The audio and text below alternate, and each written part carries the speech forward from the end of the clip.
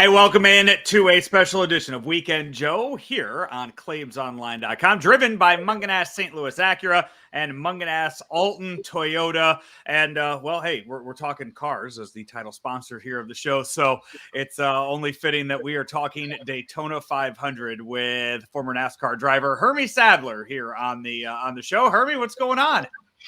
We're just living a dream down here in the big city of Emporia, Virginia, but we all have NASCAR fever down here too as well. You know, NASCAR and the Daytona 500 Speed Weeks has been such an important part of my life and my brother's life and my family for so many years. So we always get excited this time of year.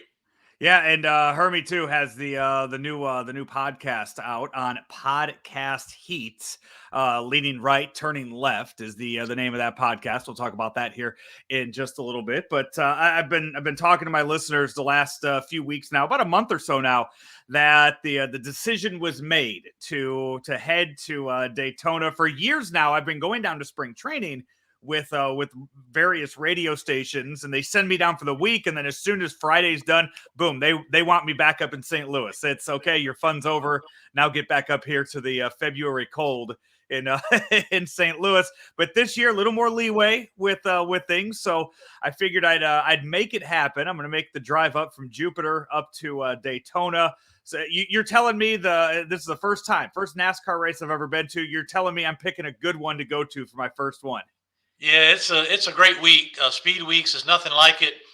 I was telling you that every year. Now, I used to go as a kid with my family, but I went every year from 1992 until 2019 to work in some capacity, whether it be racing or doing TV, radio, or sometimes all three in 1 week. It's just nothing like Daytona. When you walk through the tunnel at that racetrack, it's just different. The history of the sport, the area in Daytona, how they embrace, Speed Weeks and the fans and the teams and all that. It's just, we start the year with our Super Bowl, always have. And I tell you, we got a lot of momentum within the sport coming off of the clash they had out in L.A. a couple weeks ago. So we got our first look at the new next-gen cars and some of the new team and driver combinations, things of that nature. So there's a lot of momentum within the sport. TV ratings were great. I expect we'll carry that into Speed Weeks at Daytona, and it's no better place to be during Speed Weeks than right there in Daytona Beach. Yeah, I want to talk to you about the clash. We have seen other sports doing that. We've seen hockey. They've turned baseball stadiums and football stadiums into hockey rinks for the day. We're seeing baseball do that. They did it with the Field of Dreams. They made it into a big major league stadium, and they've done it with the military base in North Carolina. They did it out there and made a baseball field. And then we see NASCAR. Now they turn the Coliseum into a racetrack. Is that the next? Are we going to start seeing NASCAR turn other sporting venues into a racetrack for a day? It certainly opens up the door to that possibility. I got to tell you, they made a believer out of me. I got to be honest. I was expecting excuse my language, a real shit show with that race out there. You think about not only how can they put a racetrack big enough inside of that stadium to be able to race on, but the way they were doing heat races and the qualifying and the last chance races, I thought it would be a logistical nightmare getting cars off and on the track while you're on live TV trying to run those cars and get the next race on. But I was entertained. I was pleasantly surprised. The racing was good. It was competitive. And TV did a good job. My former teammates at Fox did a great job of pulling all that off. So I think you'll start seeing in the future more and more possibilities of taking and building temporary racetracks inside of those kinds of facilities, because NASCAR, one thing that they accomplished a lot of goals with that race, but one thing they did, I know that they were happy about, was a good number of the fans in attendance, over 50%, I'm told, that were in the stands at the LA Coliseum, was their first ever NASCAR race. And that's kind of what you're trying to get to, is trying to get to the casual fan or the new fan.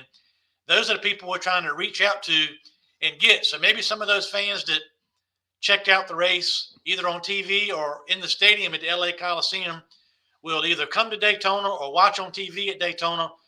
They're working hard to try to get, grow that fan base, and certainly doing that by adding the casual race fan that doesn't watch all the time.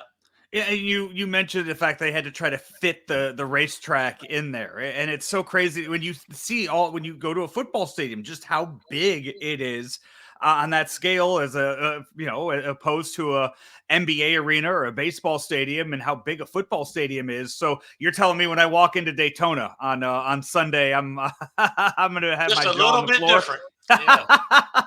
Just a little bit different. You can put, I don't know the exact figure, but you can put probably 15 of those Coliseums, the whole Coliseum, inside of the infield alone at Daytona. There's a whole lake in the infield at Daytona, Lake Lloyd, inside the infield at Daytona. Just a massive, massive facility. But I'm glad you're going, because it's no way to explain to people that have never been to Daytona.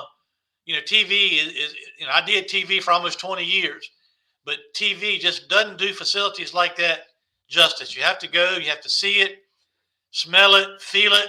When those cars come past the start-finish line to start those races, the ground just vibrates underneath your feet. There's nothing like it.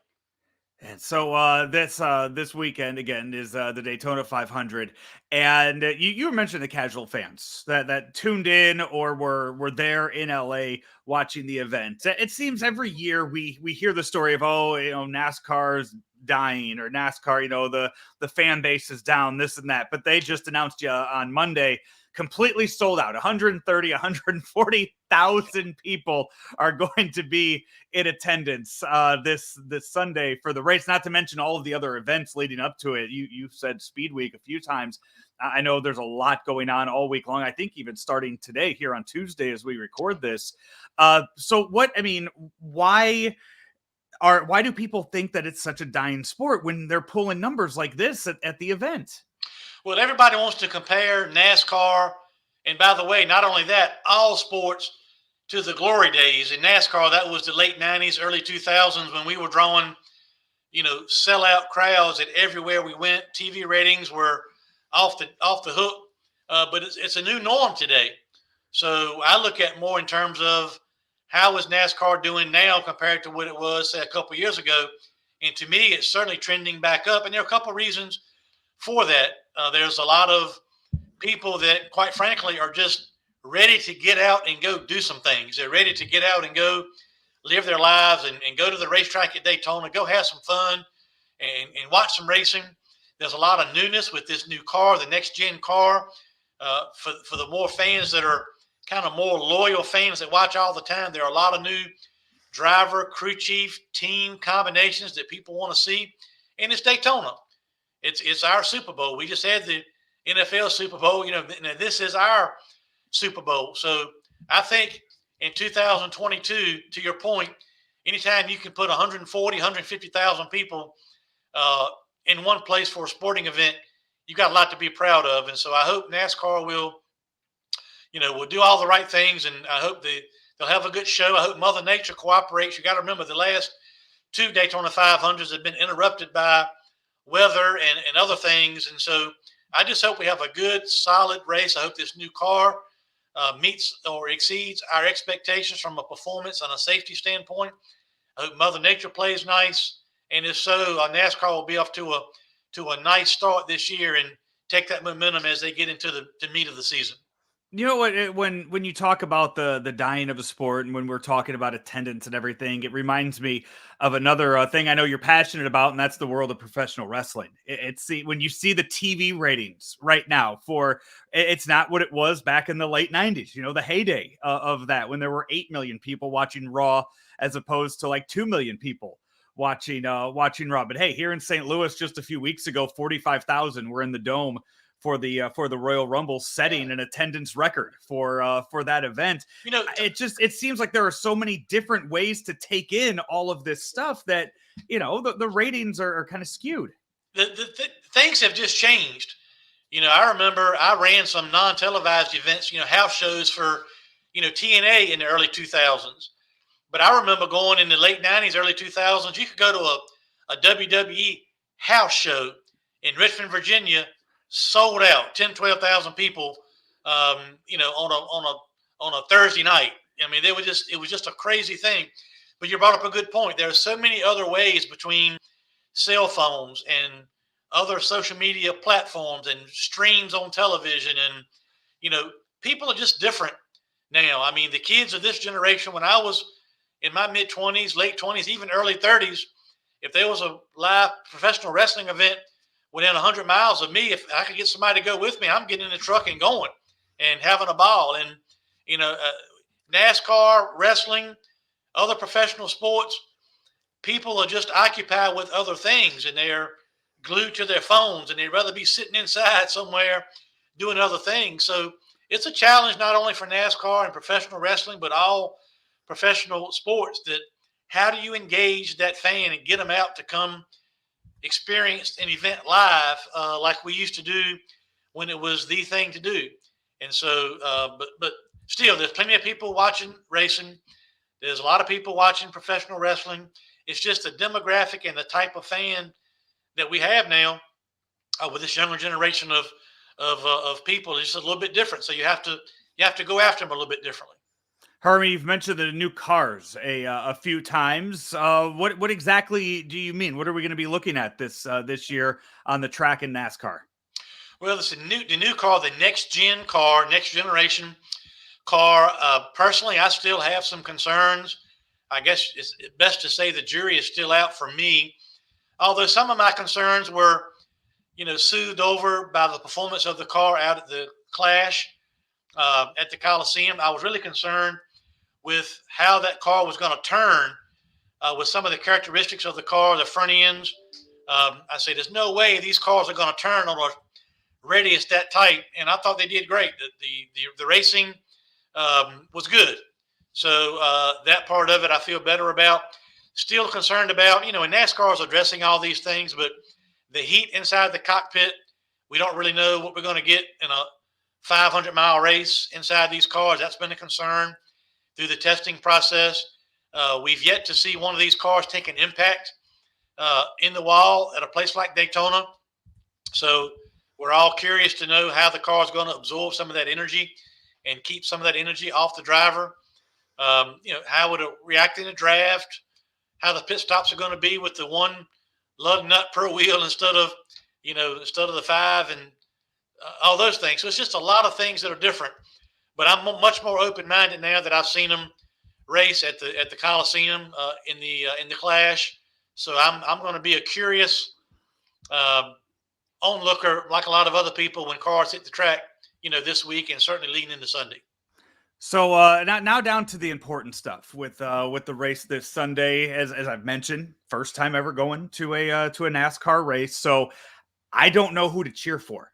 I don't know who I need to make my horse for this race, and who I need to be screaming for during that. So I need a little bit of help with who some of the hotter drivers are, who the top drivers are, who the maybe sponsors that I can support. I need to know, how do I pick which guy I'm going to be cheering for this Sunday? Let me give you some advice. Even though there's not going to be one on the track this Sunday, if you want to say something that makes people yell and draw a crowd, just go in there and yell, "Earnhardt!" Just keep doing that. I met him on Saturday, actually. I was walking around Venice Beach, and there's Dale Jr. on Muscle Beach lifting weights. Guy. You can never go wrong just yelling Earnhardt's name at Daytona. And there'll probably be a lot of people there that don't even realize Dale Jr. has retired. They're still looking for him on the track. But the race this year is going to be wide open. Obviously, Denny Hamlin is a 3-time winner of the Daytona 500, so he knows how to get it done. But with this new car and relative lack of time on the track testing wise, I think it's going to be wide open. The Hendrick cars are always fast at Daytona, but do they have the new car figured out? Who knows? One of the things that somebody reminded me earlier this week, it's really hard to believe that Kyle Busch, of all the things he's accomplished, has never won the Daytona 500. So a lot of people would cheer. A lot of people might boo as well. But it would be kind of cool to see Kyle Busch win the Daytona 500 as well. But if I had to guess, I'm going to pick, one of the Hendrick motorsports cars. They seem to find a way when there's a change in the rules or a change in the car. They always seem to be one of the teams to get things figured out the quickest. So I'm going to bet, one of the Hendrick cars to, you'll have to outrun them to win the race for sure. Yeah, I know one of the new owners on the this year, Michael Jordan, has his 23 XI Racing, and Kyle Busch's brother Kurt Busch Kurt Busch, yeah. on that team. I He love won that in Jordan. 2017, so he knows how to get it done. Yeah, I love that Michael Jordan was able to secure the 23 car and the 45 car. Yeah. I don't know how much money had to go into that, but it's just fitting. And the cool thing too with Michael Jordan, I don't know if he's coming this weekend or not, but he is actually an activated, engaged owner. Sometimes we see celebrities and athletes from other sports put their name on a car to draw attention or try to help get sponsors, but they're not involved past that. But Michael Jordan is actively involved in the operation of that race team. He's involved in a lot of the day-to-day decisions along with Denny Hamlin. And, it's cool to have him involved in the sport. We're fellow Tar Heels, and so we've got that in common, as well. But it's really, been a great experience for NASCAR to have somebody with the broad reach. We talk about casual fans and reaching fans from other sports and other walks of life. And Michael Jordan he's a name that everybody knows and a face that everybody recognizes. So it's good to have him around the garage. And of course, too, as you see the sponsors there on the bottom of the screen, one of those a Toyota dealership here in St. Louis. I know you drove Toyota for a few years, and both of those cars are Toyotas too. So they're paying the bills. I think I might have to go that direction with one of his drivers this week. Yeah, you can't go wrong. Kyle Busch would be popular, of course. Bubba Wallace, won at Talladega. So Daytona is the great equalizer. That draft is a great equalizer that brings all those teams together. So Joe Gibbs always brings fast cars to town. So, I just think it's wide open this year. I mean, I don't think we've got enough data or a big enough body of work or information on these cars to know who's going to have the advantage. And it really boils down to who can get in the right position and who gets in the right line and makes the right move on the last lap. It's a lot that goes on to winning at Daytona, and that's why those races are so hard to win. Yeah, and the sponsors too. I mean, nobody hits sponsors better than NASCAR drivers when it comes to knowing where that money's coming from, right? Yeah, sponsors drive our sport, so you better learn quick whether you're winning or running 15th, taking care of and activating your sponsors and make sure they get exposure and business-to-business opportunities, and they make sure they accomplish their goals for being in the sport. As a driver, you better make sure that happens if you want to continue racing at that level. Hey, you got the new podcast, so on Podcast Heat too. So hey, you got to hit the sponsors for that too. You know exactly how to do that. So you managed to work in a podcast in the world of politics and the world of auto racing. The name right there, the name of the podcast, turning right, or leaning right, turning left. Yeah. I mean, I feel like that's a name that came up first, and then you were like, okay, we need to start a podcast with this name. Well, I'm thankful you mentioned sponsors, but our podcast is powered by Pace-O-Matic. We have a relationship with Pace-O-Matic through our truck stops, convenience stores, and restaurants. We run their skill games at our locations, and the people love to play them, and you have a chance to win every single time. That's kind of what makes Pace-O-Matic what it is. But when this opportunity came along to do this podcast with a dear friend of mine, is Virginia State Senator Bill Stanley from Franklin County, Martinsville Speedway area on the other side of the state. And we decided to partner together with the support of Pace-O-Matic and do a podcast that covers politics, law, NASCAR racing, professional wrestling, and everything in between. And certainly Bill Stanley, being a Republican state senator, he's leaning right. And me, as a former NASCAR driver, I'm trying to turn left. And so the name made sense to us.